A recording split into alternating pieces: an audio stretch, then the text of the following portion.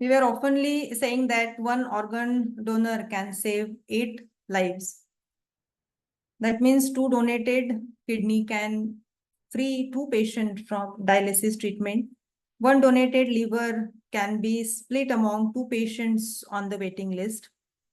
2 donated lungs means 2 other patients are given second chance. 1 pancreas, 1 heart. So in this way, 1 organ donor can save 8 lives, and 1 tissue donor can save near about 75 lives. We know the examples of tissues that in tissue donation, one can donate the bone, tendon, cartilages, connective tissue, skin, cornea, sclera, vessels, etc. So in this way, 1 tissue donor can save 75 lives and 1 organ donor can save 8 lives. So is there any age limit for organ donation? So the age limit for organ donation varies depending upon whether it is living donation or cadaveric donation. जैसे हमने पहले देखा कि living donation should be above 18 years of age, and for most of the organs, deciding factor is the person physical condition and not the age. अगर as ज्यादा है और physical fitness अच्छा है तो इस कंडीशन में एज ज्यादा होने के बाद भी ऑर्गन डोनेट हो सकते हैं. The specialist healthcare professionals decide which organ are suitable case to case. Organs and tissues from people in their 70s and 80s have been transplanted successfully all over the world. In the case of tissues and eyes, age usually does not matter. A deceased donor can generally donate the organs and tissues with the age limit of like kidney, liver up to 70 years, heart, lungs up to 50 years, pancreas, intestine up to 60 to 65 years, cornea, skin up to 100 years, heart and heart walls up to 50 years, and bone donation is acceptable up to 70 years. So there is a age limit for organ donation. The very interesting and important part is that how one can become a organ donor. Organ donor बनने की इच्छा है, लेकिन किस तरह से हम बन सकते हैं organ donor? So, very important step to become an organ donor is to express the wish to donate the organs. Organ donation की pledge लेना ये बहुत ही important step है इस organ donation campaign में. प्लेज के बगैर या फैमिली के कंसेंट बगैर organ donation, tissue donation possible नहीं है. So first step to become an organ donor is to express our wish to donate our organs to the needy people. So the mode of being an organ donor, 2 mode से हम बन सकते हैं. One is online registration and second is offline registration. Online registration, one may pledge to donate the organs by signing up with website www.noto.nic.in. इस Noto के website में जाके आप खुद को साइन इन करना पड़ेगा. आपका अकाउंट वहां पे आपको ओपन करना पड़ेगा, रजिस्टर करना पड़ेगा, और उसके बाद एक प्लेज, ई प्लेज का ऑप्शन आता है. वो लेने के बाद you are officially registered on that website. उनकी रजिस्ट्री में आप दर्ज हो जाते हैं, आपका नाम एज अ डोनर. और इस ऑनलाइन रजिस्ट्रेशन होने के बाद जो ई डोनर कार्ड जनरेट होता है उसमें एक यूनिक गवर्नमेंट रजिस्ट्रेशन नंबर होता है, डोनर ई सर्टिफिकेट, और उसके साथ एक इंफॉर्मेशनल पैम्पलेट भी आपके रजिस्टर ईमेल में एक 4 हफ्ते में ही आ जाता है. So this is the method that one can become online, one can register oneself by online mode. Second is offline registration. आप नोटो के वेबसाइट पे विजिट करेंगे और वहां पे एक ऑप्शन होता है डाउनलोड फॉर्म्स. वहां पे अगर आप क्लिक करोगे तो near about you will observe there are 21 forms different phases में, डिफरेंट कंडीशंस में फिलअप करने के लिए. There is 21 forms displayed on the NOTTO website. तो उसमें फॉर्म नंबर 7 जो है वो आपको डाउनलोड करना है, उसकी प्रिंट निकालनी है, हाथों से उसको भरना है, प्रॉपर साइन करना है, and by post जो नीचे स्लाइड में जो एड्रेस है, विच is the address of Noto, the Safdarjung hospital campus new Delhi, इस रजिस्टर्ड एड्रेस में आप उसको पोस्ट कर सकते हो। पोस्ट करने के बाद आपको आपका डोनर कार्ड मिल जाएगा। या फिर ऑफलाइन हम जब कोई भी एनजीओ की तरफ से, या फिर जैसे एनएसएस के कैंपेन में भी हम कुछ लोगों को फॉर्म्स देते हैं और उनसे भरवा लेते हैं, तो फॉर्म नंबर 7 तो फिलअप करने के बाद जो डोनर है वो हमसे आके डोनेशन डोनर कार्ड जो है वो ले सकते हैं। So this one can become a organ donor by two modes, online registration and offline registration.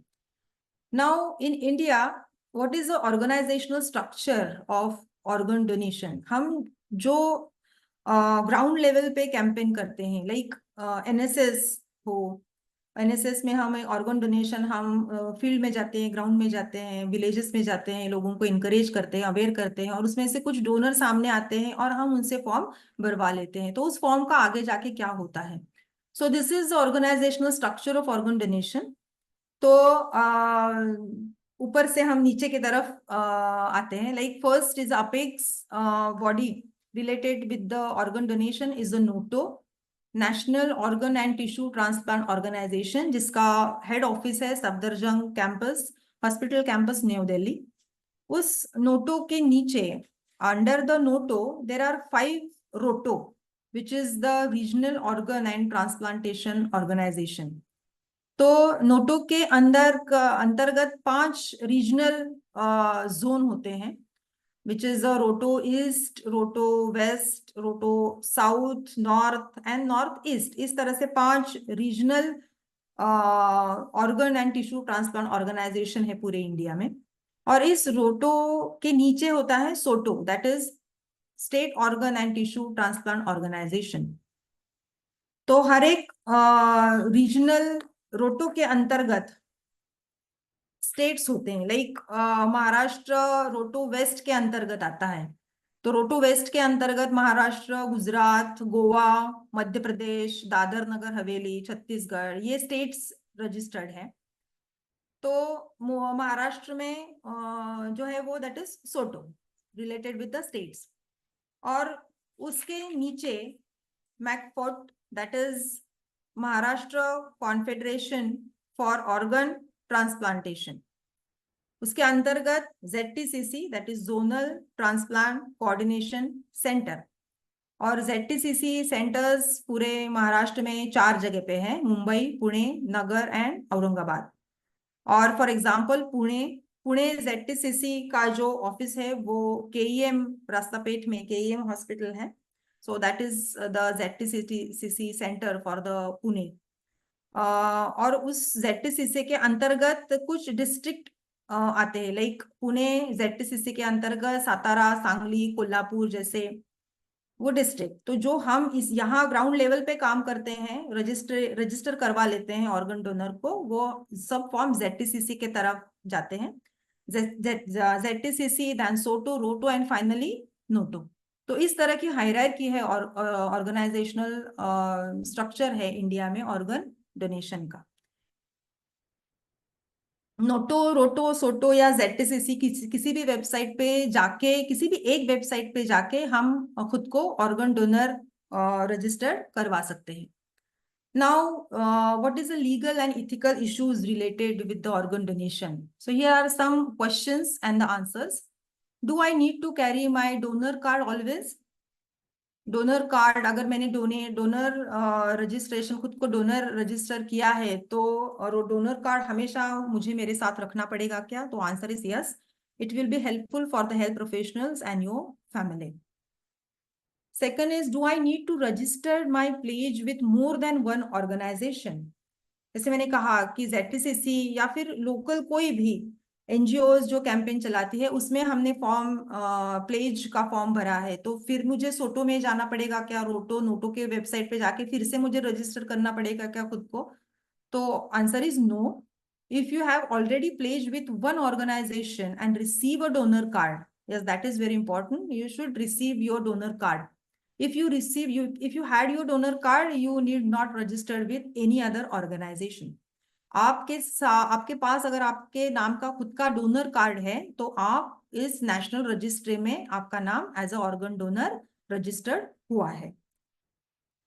Can a person without family register for pledge?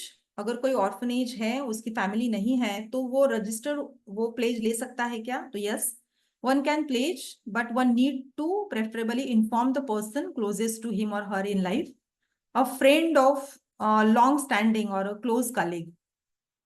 Family न होते हुए भी हम खुद को रजिस्टर करवा सकते हैं, कोई भी खुद को ऑर्गन डोनर के रूप में रजिस्टर करवा सकता है, लेकिन अपने खुद के नजदीक दोस्त या कोई रिश्तेदारों को इसके बारे में, इस डिसीजन के बारे में आपको बताना होगा। To fulfill donation wishes, healthcare professional will need to speak to someone else at the time of one's death for the consent. Organ donor बनने के बाद मुझे या मेरे फैमिली को कोई बेनिफिट मिल सकता है? So obviously there is absolutely no for the monetary benefit. So donation of an organ or tissue provides an unparalleled opportunity to give someone a second chance of life. So ये donation है, ये voluntary work है। जब हम दान देते हैं तब हमें कुछ रिटर्न में मिले इसकी अपेक्षा हमें नहीं रहती। और कई बार तो ऐसा कहा जाता है कि दान भी जो देने वाला और लेने वाला दोनों को भी पता नहीं होना चाहिए कि किसने दिया और किसने लिया। So it's an act of donation. ये वॉलेंट्री वर्क है, कोई इसमें मैंडेटरी या कोई भी इसमें सख्ती नहीं है, कोई प्लेज लेना बंधन कारक नहीं है भारत में। So donation, it's an act of noble work. So organ donation is not only giving impact to the life of one person or family, but it is of overall help for the society as a whole. Can I change my mind to unpledged? मैंने pledge ली है, organ donor करके मैंने खुद को register किया है, लेकिन मुझे ऐसा लगता है कि मैं बैक आ जाऊं, मैं I want to unpledged. So yes, one can unpledged by making a call to Noto office or write. Noto की वेबसाइट में एक टोल फ्री नंबर है जिसको आप कॉल कर सकते हैं and you can just say that I want to unpledged. So there is option, or you can write and send your written application on that registered address of the Noto, or visit Noto website and avail of the unpledged option by logging into your account. अगर आपने Noto के website पे आपका account है तो फिर से आप उसको साइन इन करके वहां पे एक अनप्लेज्ड ऑप्शन है, उसको क्लिक करके yes you can unpledged. Are there any religious objections to donate organ and tissue? So obviously no. कोई भी धर्म, कोई भी जात, कोई भी इंसान ऐसा नहीं कहेगा कि ऑर्गन डोनेशन या टिश्यू डोनेशन मत कीजिए। So each and every religion promotes and supports this noble cause. And if you have any doubts, you may discuss with your spiritual or religious leader or advisor. Are donors screened to identify if they have transmissible disease? So answer is yes. Blood is taken from all potential donors and tested to rule out transmissible disease and virus such as HIV and hepatitis. ये rule out किए जाते हैं। लेकिन HIV positive patient है तो he or she can donate to the HIV positive recipient. The family of the potential donor is made aware that this process is required. Who will tell me about transplantation process? मुझे transplantation process के बारे में कौन अच्छी तरह से जानकारी दे सकता है? तो transplant coordinator and treating registered medical practitioner will explain about the process of transplant.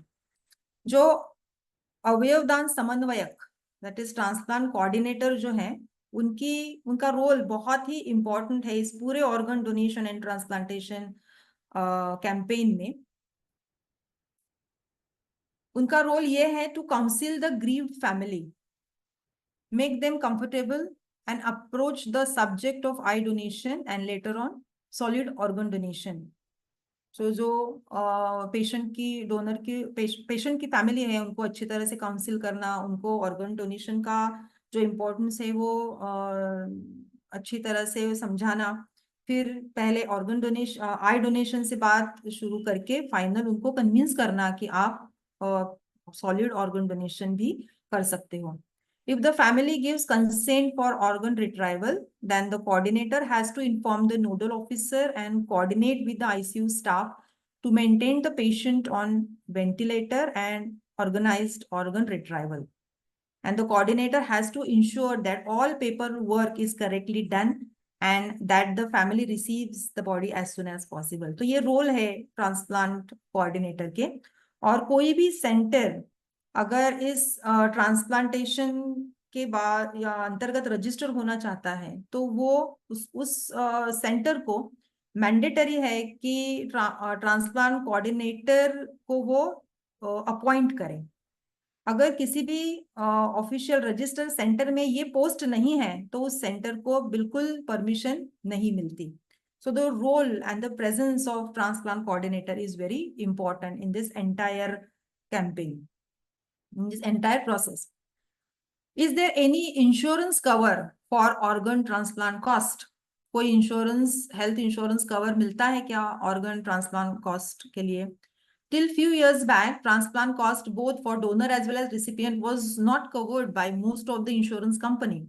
But nowadays, many insurance companies are covering cost related to transplant. तो जब हम हेल्थ इंश्योरेंस करने जाते हैं तो इस बात को भी हमें हमारे इंश्योरेंस एजेंट से इसके बारे में भी बात करना चाहिए. बहुत सारी इंश्योरेंस कंपनी अभी ये कॉस्ट को इंक्लूड कर रही है. Is there any age limit to be the organ donor? Yes, patient should be fit for transplant and age is one of the criteria for assessing fitness of patient for transplant. Would donors or recipient family know each other? अगर donor और organ donor और organ recipient है तो family एक दूसरे को जानना चाहिए या नहीं? तो no. In cadaver organ donation programme confidentiality is always maintained. Unlike in the case of living donors में relatives होते हैं तो they know each other. लेकिन cadaver organ donation में identity जो है वो नहीं reveal की जाती. If the family wishes, they will be given some brief details such as age and sex of the person or the person who had benefited from the donation. Patients who receive organs can obtain similar details about their donor. It is not always possible to provide recipient information to donor family for some types of tissue transplant. And those who have wished to exchange thanks letter or good wishes, they can do it through transplant coordinator. तो transplant coordinator वो mediator है donor और recipient के family में. तो cadaver organ donation में कुछ एक स्पेसिफिक कंडीशन को छोड़ के कभी भी आइडेंटिटी है उसको रिवील नहीं की जाती. What is the protocol for organ allocation and distribution? The organ should be distributed locally within the state first. If no match is found they are then offered regionally, then nationally until a recipient is found.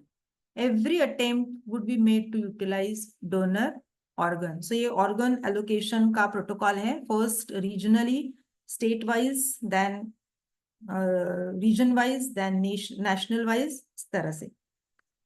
Can my organ will be given to the foreigner? As per the Human Organ Act 1994, sequence of allocation of organ shall be in the following order. और organ का allocation का जैसे protocol मैंने कहा वो क्या है as per the act?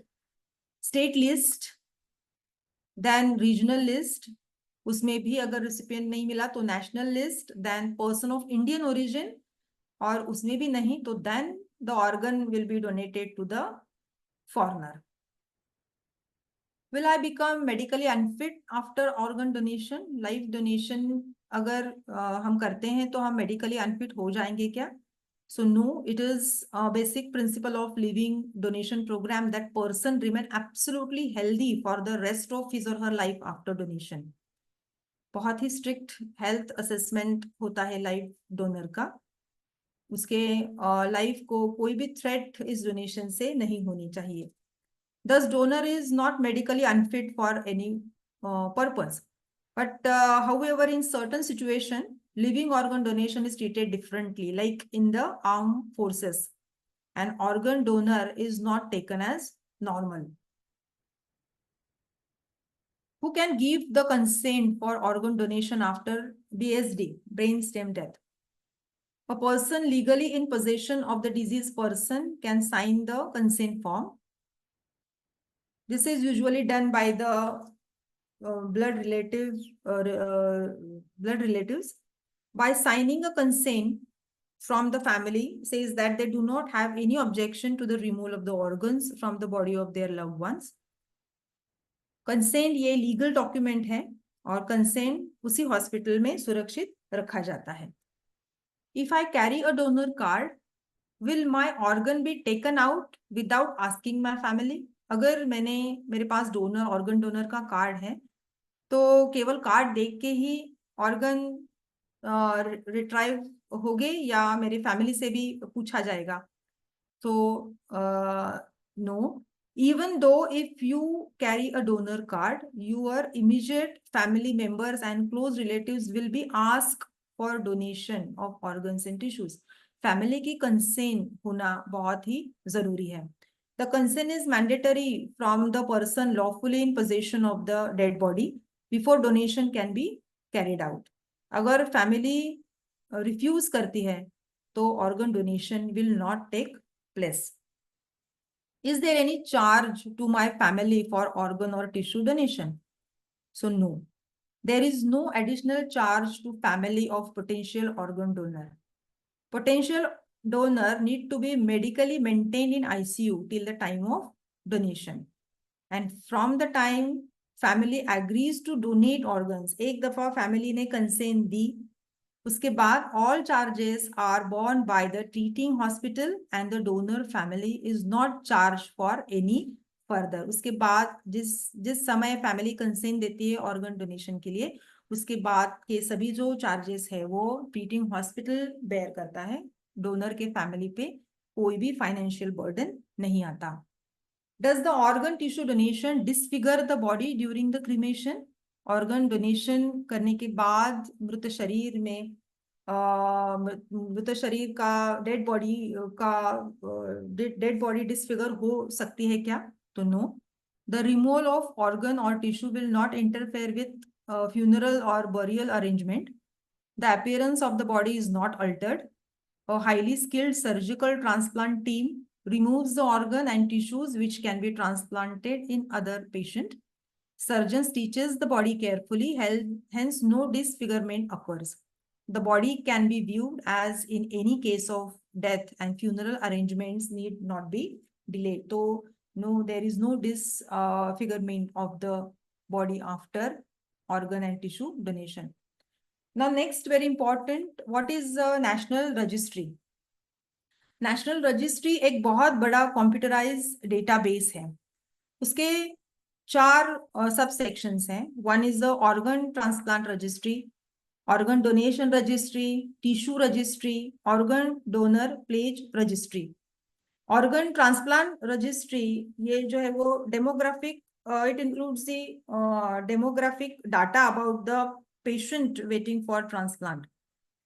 उसका डेटा जो है वो इस रजिस्ट्री में केयरफुली रजिस्टर्ड किया जाता है.